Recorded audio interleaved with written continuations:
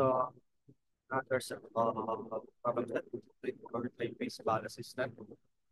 Okay, so actually pinalaki yata ako dito yung balance sa okay. So balance type-based load consumes a total power of 100 kilowatts. Power factor of 0.6 lagi. So the line voltage be 1000 volts. So determine the values of impedance components per base, assuming delta connection of resistance and reactance in series. Okay? So yung connection ng ating is naka-delta. Okay, so mag-draw natin siya.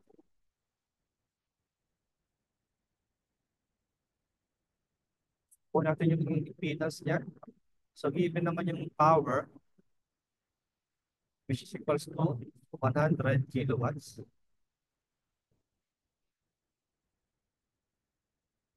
Then 0.6 power factor.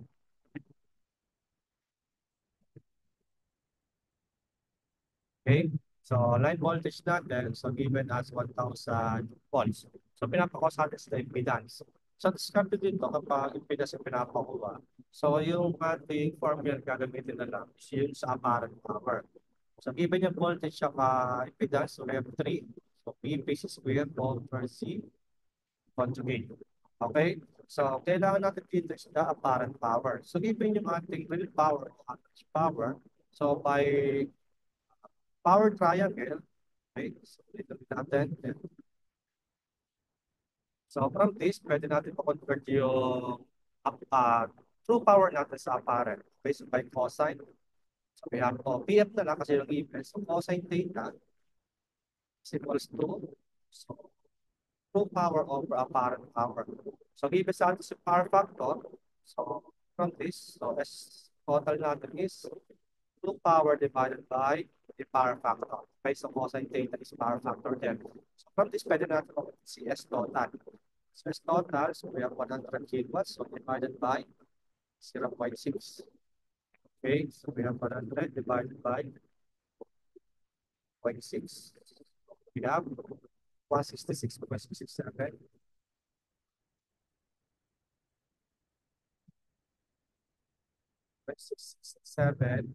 So KB siya. Okay? So yung angle, ilagay din natin mamaya. Okay, so from this, pwede na natin makumpute si impedance. By formula, so C equals to, so lipat lang natin. So 3B per base square divided by S total conjugate. Okay? So substitute, so we have 3B base. So yung ating loads naka-delta. And alam natin kapag delta, line voltage equals to base voltage. Okay? So kaya 1,000 volts ilalagay natin. Okay? No need na i-divide by square root of 3.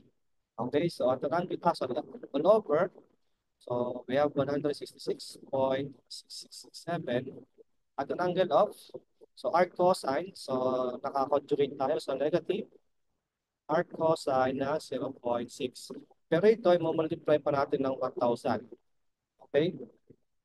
Ito nasa denominator. So, diretso ko na pala dito. So, times 10 raised to 3. Okay, kasi KBA siya. Okay, so from this, we can calculate for C. So, we have so 3 times 1,000 squared all over, so 166.667 so, times 10 raised to 3 at an angle of, ayun.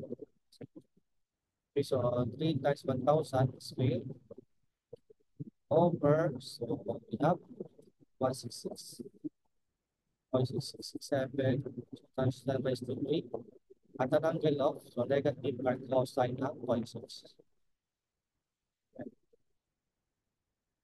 So, from this, yung pagiging impedance natin is 10.8 plus J 14.4. So, 10.8 plus J 14.4. So, ito yung magiging final answer nito. So, ito yung impedance na pinapakuha sa atin. Okay? So, next. So, a three-phase, three-wire, 200 volt CPA system supplies power to a wide connected load with impedance of so CA equals to CB equals to 25 angle 90 and CC equals to 20 angle 0. So find the total power. So So, mapapansin natin yung load impedance niya is unbalanced. Okay? So, and yung ating connection is naka 3 phase, 3 wires. So, ibig sabihin, wala tayong neutral dito. Okay? So, kung ito-drawing kasi natin, why yung ating connection? Walang neutral. Okay, so delta, sorry, 240 volts. Kung gagawin natin ganito, okay, so ito yung ating voltage, 250 volts, 240 volts. Wala tayong neutral line. Okay, so ibig sabihin, hindi natin makukuha dito yung phase value of voltage sa bawat load. Okay, kasi anong meron dito is yung line voltage, kahit wala nga tayong neutral.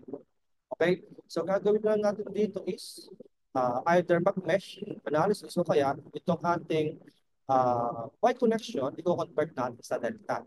Okay? Kasi kapag nag-delta na siya, alam naman natin na sa delta, phase voltage equals to line voltage. So, direct na siya. Then, pwede na natin makuha si power. Kaya from this, kailangan muna natin convert yung ating Y connected load to delta. Okay? So, by formula from Y to delta, okay, so kunin muna natin. So let's say CA, say ito yung ating connection.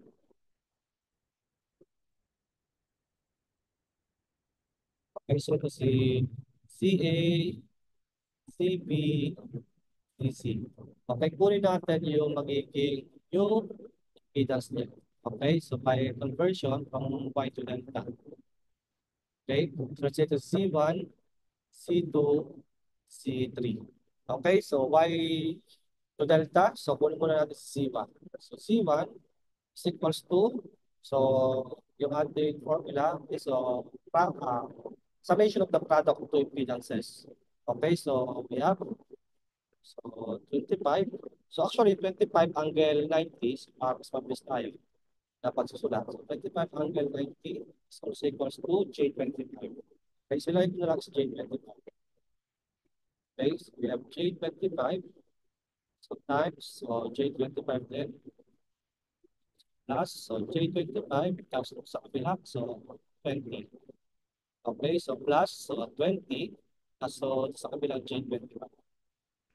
Okay, all over the impedance in opposite direction. Okay, kung yung C1, yung opposite niya is CC, which is 20. Okay, so na lang natin yung volume sa numerator. Okay, para mabilis yung ating computations. Okay, so we have 25 times 25i. So square lang natin. So plus J25 times 20. So plus 20 plus 25 i. Okay, over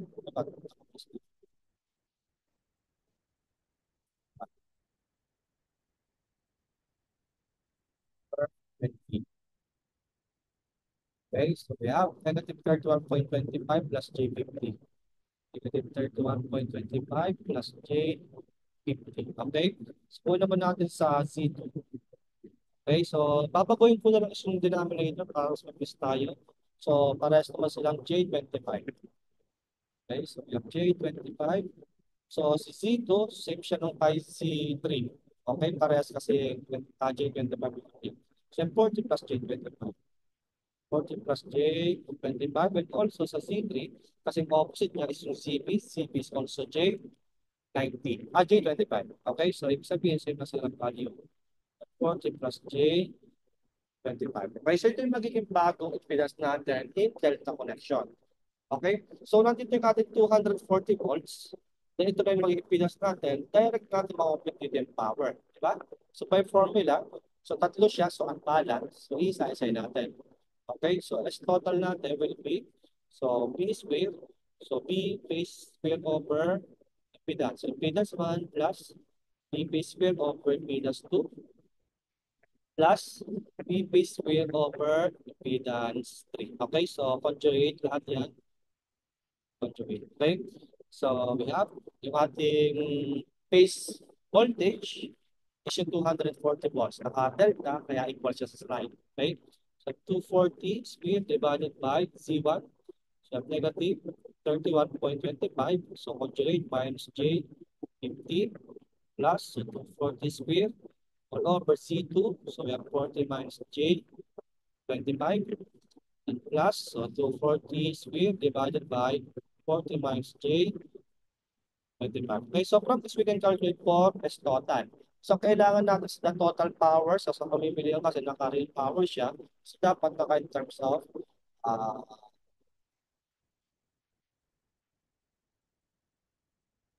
complex tayo.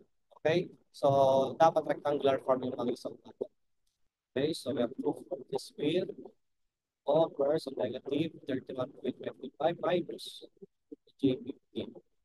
Okay, so plus, so 240 squared all over, so 40 minus J25. Okay, so plus 240 squared all over 40 minus J25. Okay, so point natin. So ito yung magiging total apparent power natin. Okay, so 1553.26. Okay, so plus J 2122.79. 2122.79. Okay, milli. So pinapakos natin sa real power. So sagot natin is 1553.26. Okay, ito yung magiging total average power natin. So we have letters. Okay, so next.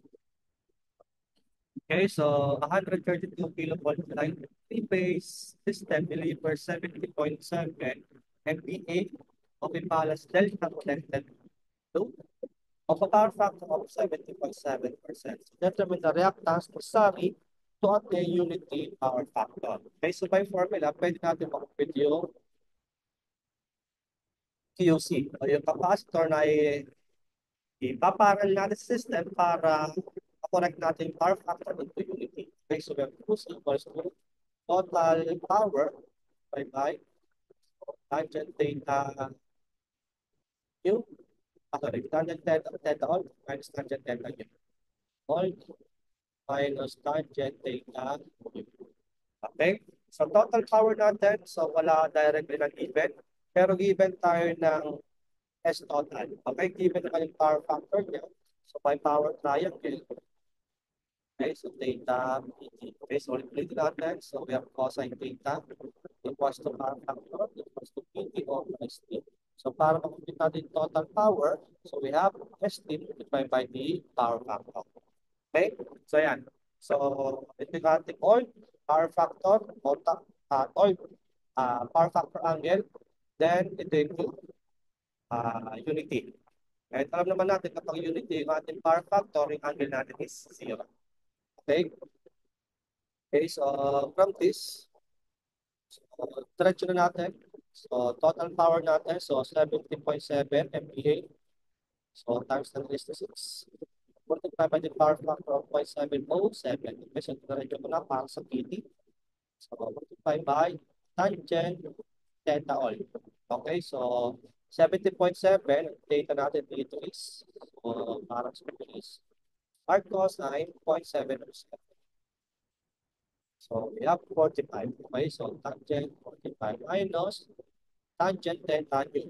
Okay, so arc cosine ng 1. So we have 0. Okay. 0 yung ating angle. Okay, so ito is 45. So from this we can calculate the power ng ating capacitance na dati. Okay, so we have 70.7. So times 10 raised to 6. 0.7. So times 10 raised to 6 times 0.707. So multiply by tangent 45 minus tangent 0. Okay. So QC natin is equals to silang to 49. So sige, divide mo na lang na plus sa 6 para maging M bar siya. Okay, 49.984 lang. 49.9849 M bar. Okay? So meron tayong QC, ang kailangan natin is na reactance, so may formula. So we have QC equals to, we have P squared over XC. Okay? So, three-phase siya. So, natin ng three. Okay, so from this, so po natin si XC. So, XC is equals to XC equals to 3 P base square over Q substitute. So 3 times P base, we have 132 kilowatt line. Ano yung connection? Delta. Ulit lang divide na square root of 3. 132,000 square divided by, so 49.9849 times 10 raised to 6. Okay. So para makapit natin sa XC, we have 3 times 1 square over, so 49.9849 times 10 raised to 6. Okay, so we have 1,045.76. 0.76. So ito yung magiging sagot na. Okay, so we have letter D. Okay, specs. Okay, so the loads on a 230 volts three-phase generator of three globes of incandescent lamps. Okay, so incandescent is purely resistive. Okay, power factor natin is 1. Each group containing of 20,100 watts. Okay, so 3 siya. Then 20 na 100 watts. Okay? So power factor natin, so mga incandescent siya, so 1. Okay? Kaya magiging total natin sa load 1 is 2,000 times 3, so we have 6,000. Okay, at the of 0, 8. Okay? So for the for B, load 2, so we have 9 HP. Okay, motor operating at a power factor of 82% and 87% efficiency. Okay, so we have 9 HP, convert natin sa watts, times 746 watts is 1 HP. Okay, ito yung output natin, so kailangan input, so divide natin by efficiency, 0.87. Okay, then yung ating power factor. Okay, 0.82. Okay, ito natin love. So, R cosine ng 0.82. So, from this, we can calculate for S2. This we have 9 times 7 functions. 7 times 0.82. 9411.27. Angle of R cosine of 0.82. Okay, 34.92. Okay, ito, 8. Okay, so from this, meron tayong dalawang load. Okay, so find the total current and amperes. Okay, so kung nakumpute natin yung total load, so ipag-add na lang natin para makumpute yung total. Okay, so ST natin will be equal to, so 6,000, so plus, so 9411 at an angle of 34.92. Plus 9411.27 at an angle of 1.92.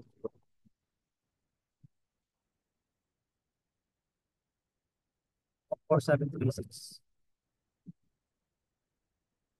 Point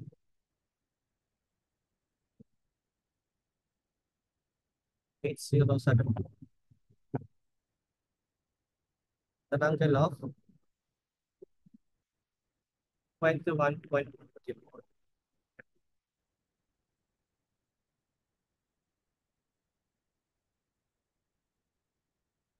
Okay. So, that. Like that. 21.48 na to. Okay. So from this, we have S total by formula. So we have square root of 3 EL IL. Okay. So IL lang ginawa natin. So magnitude na lang. We have 14736.8074. So divided by square root of 3 times EL of 130. Ay total natin will be equal to, so 14736 0.807 divided by square root of times.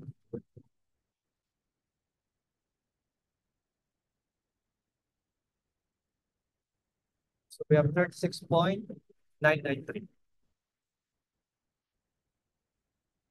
Okay, so ito yung magiging final answer. Okay?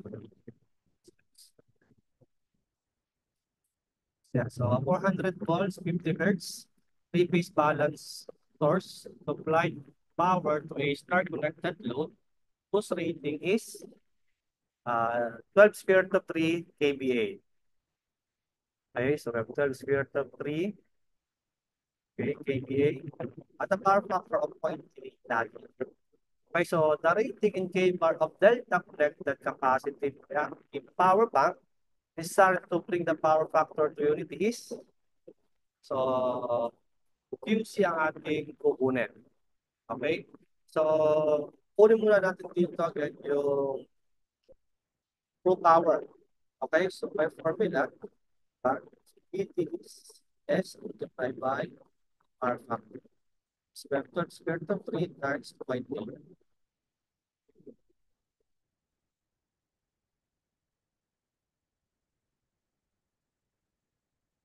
That's 0.8.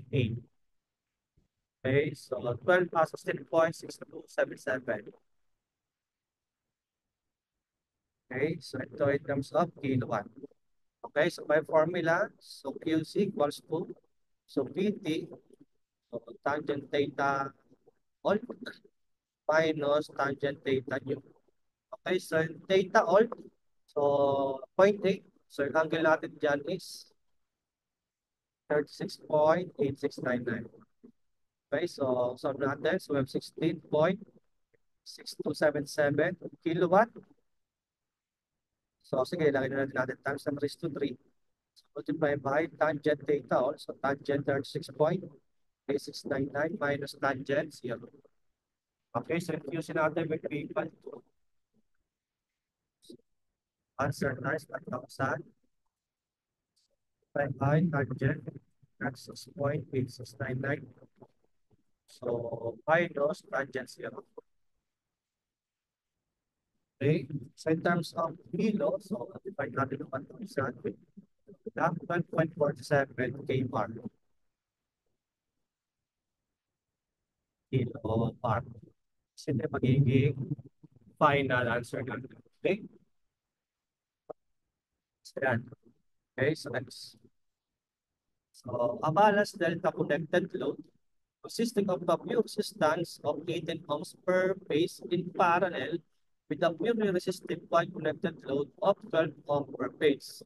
So the combination is connected to a three-phase balance supply of 346.42 volts line to line by a three-phase line of inductive reactance J3 ohms per phase to determine the line to line terminal voltage of a combined load.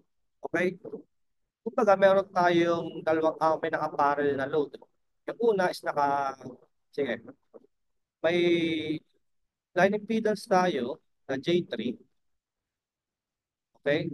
Then, connected tayo sa dalawang load. Okay? So, yung una, sige, like muna to. Yung una kasi connection ng delta. Itong delta is purely resistive, which is 18 ohms. Okay? Parallel daw siya sa Y connected na 12 ohms. Okay? So yung ating combination is connected across to 346.42 volts. Okay, ito yung ating J3. Okay? So from this, ang question is, ano daw yung line-to-line terminal voltage of the combined load? Okay, kailangan natin makompute yung line value dito. Okay? So, ayan. So, may nakaparallel na load sa atin. So, tatandaan nyo, magpaparallel lang tayo if naka-Y yung ating connection. Kaya itong delta, kailangan muna natin convert sa Y load. Okay, so yung magiging Y impedance natin doon will be, so 18, divide pa natin ng 3. Okay, kasi yung conversion niya. From delta to Y, divide by 3 yung impedance. So, we have 6 ohms. So, from this, ito naka-Y na. So yung ating impedance dito is 6 ohms. Saka pwede na natin siyang ipag-parallel. Okay, so yung magiging total load natin o total load impedance is 6 parallel sa 12. Okay? So we have 6 parallel sa 12. So we have 4 ohms. Okay? 4 ohms na yung magiging total load natin. Combined. Okay? Kaya magiging circuit natin, so ito si line, yung ating J3, tsaka meron tayong Y connection. Okay? Na 4 ohms. Okay? Ayan. 4 ito si J3. So given tayo dito ng voltage na 346.42 volts. Okay, so from this, paano natin makumpute daw yung voltage dito o yung line voltage? So first, kunin muna natin yung current. Okay? O kaya, actually, parang pwede naman natin gawin dito is by voltage divider. Okay, okay, so pinaka-safe na lang, kunin muna natin yung current. Okay, yung line current dito. Okay, kasi white connection naman, then may line, pwede natin makumpute yung kanyang current.